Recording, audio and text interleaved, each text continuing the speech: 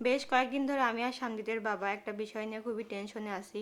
তাই আপনাদের সঙ্গে বিষয়টা শেয়ার করতে আসলাম যে আপনারা আপনাদের মতামতটা দিবেন যে আসলে আমাদের এই পরিস্থিতিতে কি করা উচিত। বিষয়টা নিয়ে কিছুক্ষণ পর আলোচনা করতেছি। আপনারা আপনাদের মতামতটা শেয়ার করবেন আশা করি। সবার মতামতটা দেখে তারপর সিদ্ধান্ত নিব যে আসলে কি করব।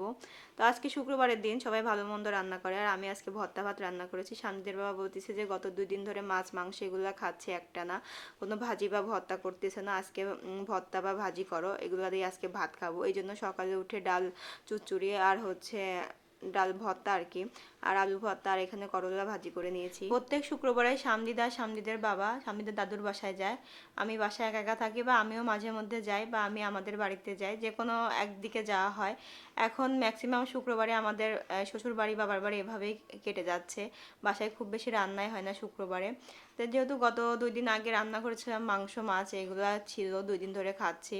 আমার ইদানিং অসুস্থতার কারণে আমি একদিন রান্না করতেছি, 2 দিনের তরকারি একসঙ্গে রান্না করি, ফ্রিজে রেখে দেই, বের করে গরম করে করে খাই। এই জন্য মাংসটা আজ 2 দিন খেলাম। এই জন্য সামনেদের বাবা বলতেছে যে আজকে ভর্তা করো। গত কয়েকদিন ধরে প্রচণ্ড গরম পড়তেছে। গরম নেই যত সমস্যা। এই বাসাটায় উঠেছি আজকে 1 বছর 1-2 মাস হলো হবে।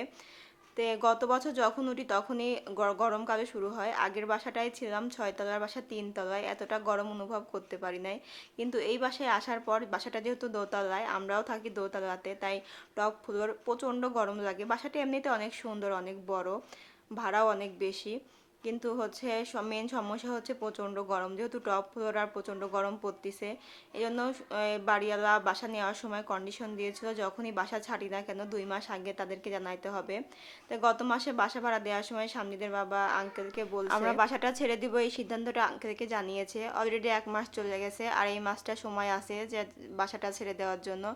বাসাটা টোটাল 4টা বেডরুম, ডাইনিং ড্রয়িং একসঙ্গে, 3টা ওয়াশরুম, রান্নাঘর, 2টা বেলকনি, অনেক বড় বাসা। ভাড়াটাও বেশ অনেক হয়ে যায় আমাদের জন্য। আমাদের এত বড় বাসা লাগে না, তবুও যেহেতু সামনেদের বাবা বাসাতে প্রাইভেট পড়ায়, এই জন্য 1 রুম এক্সট্রা লাগে। প্লাস আমারও বিজনেসের জন্য 1 রুমে মালপাতি রাখা হয়, আর 1 রুম আমরা থাকি, আর 1 রুম গেস্ট রুম হিসাবে রেখেছি। 2টাই মাস্টার বেড আর কি। তো এখন যেহেতু অনেক গরম, যখন গরম পড়ে তখন মনে হয় যে বাসাটা ছেড়ে দিব, বাসা থেকে চলে যাই, অন্য বাসায় যাই, যে বাসা টপ ফ্লোর নাই বা দোতলা 3তলা এরকম বাসা দেখে নিব। আর যখন একটু আবার বৃষ্টি পড়ে বা ঠান্ডা হয় তখন মনে হয় না, বাসাটা ঠিক আছে, সুন্দর আছে। তো এখন কাহিনী সমস্যা সামনেদের বাবাকে বলতেছি বাসা না ছেড়ে একটা এসি কিনে নেই, যেহেতু সামনে ছোট বাবু আসবে। আমারও তো দিন দিন অস্বস্তি বাড়তিছে, পেট বড় হচ্ছে, আবার বিভিন্ন ধরনের সমস্যা হচ্ছে, এই জন্য রাতে একটুও ঘুম হয় না। আর একটা মানুষ কয় রাত না ঘুম পেড়ে থাকতে পারে? শুধু আমি না, সামজিদের বাবারও এই গরমের কারণে ঘুম হচ্ছে না ঠিকঠাক মতো। প্রচণ্ড গরম পড়তিছে, রাতে আমাদের ঘুম হয় না, রাতে উঠে উঠে বসে থাকি, চার্জার ফ্যান নেই, গা ভিজায় রাখি, বিছানা ভিজায় রাখি, ছাদে পানি দেয়, বিভিন্ন কাহিনী করি, তারপরে মনে হয় না যে গরম কমে, মনে হয় যে গরম দিন দিন বেড়েই যাচ্ছে, এরকম অবস্থা। তো সামনেদের বাবা একসময় বলতেছে যে এসি লাগাই নেই, আবার একসময় বলতেছে যে বাসায় চেঞ্জ করি। তো আমি 2 দিন ধরে বাসা খুঁজতেছি, যেহেতু আর 1 মাস সময় আছে হাতে। এই বাসাটাও অনেক ভাড়াটিয়া দেখতে আসতেছে, যদি কোনো ভাড়াটিয়ার পছন্দ হয়ে যায় তাহলে তো আঙ্কেল বাসা ফাঁকা রাখবে না, ভাড়া দিয়ে দিবে। আমরা এই জন্য মনে মনে বাসা খুঁজতেছি।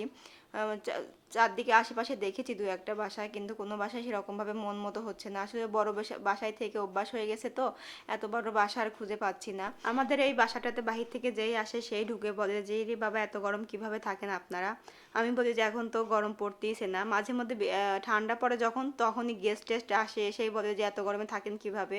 তখন আমি বলি যখন 42 ডিগ্রি সেলসিয়াস ওঠে তখন তাহলে আমরা কিভাবে থাকি চিন্তা করেন। আসলে গরমের কারণে আমি দিন দিন অসুস্থ হয়ে যাচ্ছি, সামৃদ্ধ অসুস্থ হয়ে যাচ্ছে। এত গরমে মেজাজ কিন্তু খিটখিটে হয়ে যায়, কোনো কাজে মন বসে না বা কোনো কিছুতে মনোযোগী হওয়া যায় না। যদি রাতে ঘুম না হয় সারাদিন কিন্তু খুবই খারাপ লাগে, সবারই তাই। সামৃদ্ধের বাবা তো সারাদিন প্রচুর পরিশ্রম করে, আমিও সারাদিন প্রচুর পরিশ্রম করি, দুজনেই তো পরিশ্রম করি। রাতে একটু শান্তির ঘুম না হলে কিন্তু ভালো লাগে না সারাদিন। তো এই জন্য বলতেছি যে আপনারা একটু সিদ্ধান্ত জানান, আসলে বাসাটা চেঞ্জ করা উচিত না একটা এসি লাগিয়ে নেব, কিছুই বুঝতে পারতেছি না।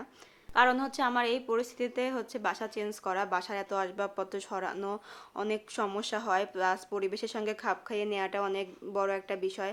নতুন বাসায় গিয়ে নতুন একটা পরিবেশ, এই জন্য আপনারা জানাবেন যে আসলে এসি নেওয়াটা ঠিক হবে কি না, না ভুল হবে, না বাসাটাই চেঞ্জ করব। এই জন্য আপনাদের সঙ্গে বিষয়টা শেয়ার করা। আপনারা আপনাদের গুরুত্বপূর্ণ মতামতটা শেয়ার করবেন, আর ভিডিওটি কেমন লাগছে অবশ্যই জানাবেন।